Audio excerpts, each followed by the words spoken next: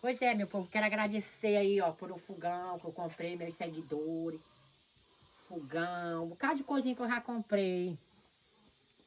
A benção que vem do céu, dos meus seguidores. Fico feliz que vocês vão me assistindo aí, que vocês estão me ajudando. Deixa Deus usar vocês. Depois Deus vai usar para mim lá em vocês, cada um de vocês. Vocês vão fazer um jantar muito chique para mim. Eu não sou muito de comer muito, não. Qualquer coisinha dá de passar. Aí, tá aí o futuro já de vocês já. Vocês já mandaram para mim, tá aí o futuro já. Vocês estão vendo? Já assei bolo, já fiz jantar primeiro. Foi inaugurado hoje. Com rodilã. Galinha ao molho.